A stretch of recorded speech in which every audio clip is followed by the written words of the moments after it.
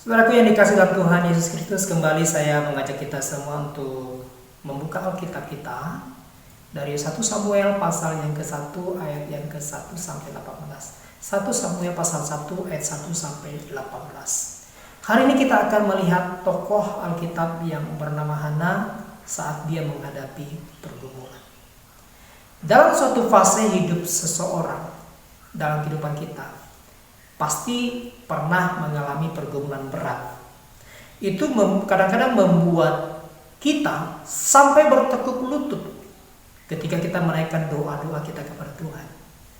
Nah, mungkin tatkala orang yang kita kasihi sedang meregang nyawa karena sakit, atau karena kesulitan ekonomi yang membuat seseorang tidak mampu memberi makan anggota keluarganya. Hana juga sedang mengalami pergumulan yang berat.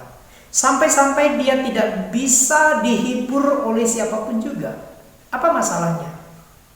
Masalahnya ialah dia tidak bisa mengandung dan melahirkan anak. Ia tidak bisa memberikan keturunan kepada Elkana suaminya.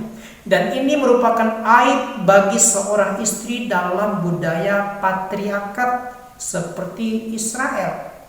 Elkana suaminya menambah penderitaannya dengan tidak mampu mengerti perasaan istrinya yang sedang tertekan. Kalau kita lihat ayat ke-8, suaminya tidak mengerti penderitaan istrinya. Apalagi sikap yang merendahkan dari madunya Penina yang sering memberikan pencemoohan kepadanya, yang mana Penina bisa memberikan keturunan bagi Elkana, Hana tidak bisa, dan itu menambah penderitaan yang sangat berat dalam diri Hana. Pandangan yang berlaku pada saat itu bagi bangsa Israel adalah kemandulan merupakan hukuman Tuhan atas seorang wanita. Itulah kata-kata Penina kepada Hana kalau kita lihat ayat yang ke-6 sampai ayat yang ke-7. Lalu, apakah benar Tuhan sedang menghukum Hana? Itu pertanyaannya bagi kita. Saat kisah ini berlanjut, kita menyadari bahwa pandangan seperti itu tidak benar sama sekali. Memang Tuhan yang menutup kandungan Hana kalau kita lihat ayat yang ke-5. Tetapi bukan dengan maksud menghukum Tuhan menutup kandungan Hana, bukan. Nah, di tengah kepedihan hati Hana yang begitu berat, yang sangat tertekan ini, Hana mengadukan nasibnya kepada Tuhan.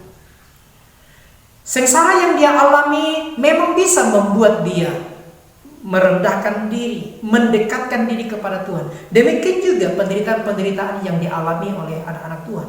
Sengsara kadang-kadang bisa membuat seseorang untuk mendekatkan diri, bahkan merendahkan diri untuk bertekuk lutut di hadapan Tuhan. Nah, kalau hidup kita lancar, masalah tidak seberapa, betapa mudahnya kita menganggap bahwa ya memang sudah seharusnya begitu. Tapi bagaimana dengan persoalan ketika persoalan itu sangat berat? Nah, melalui doa yang dipanjatkan oleh Hana dari hatinya yang sangat hancur, Tuhan memakai Imam Eli untuk menjawab pergumulan Hana. Hana terhibur karena ia tahu bahwa Tuhan mendengar dan menjawab doanya. Namun buat kita, jangan tunggu persoalan kita datang baru kita datang mencari Tuhan. Saya katakan lagi, bahwa jangan sampai kita menunggu persoalan datang dalam kehidupan kita lalu kita mencari Tuhan. Biasakan diri Anda untuk mencari kehendak Tuhan dan mengucap syukur atas segala hal yang Tuhan berikan dalam kehidupan kita. Bergumul dengan Tuhan, mengandalkan Tuhan dalam kehidupan kita sehari-hari. Percayalah bahwa saat Anda benar-benar bersandar kepada Tuhan, Dia dapat diandalkan. Dia dapat kita percayai perkataan dan perbuatannya sungguh ajaib dalam kehidupan kita. Dan jawaban yang Dia berikan kepada kita tidak akan pernah mengecewakan kita. Jadi, bagaimana kita menghadapi pergumulan dalam kehidupan kita? Lihat teladan Hana. Dia datang dengan hati yang hancur, mengadukan nasibnya kepada Tuhan, dan Tuhan memberikan jawaban kepada Hana. Dan jawaban yang Tuhan berikan tidak mengecewakan dia. Tuhan memberkati. Shalom.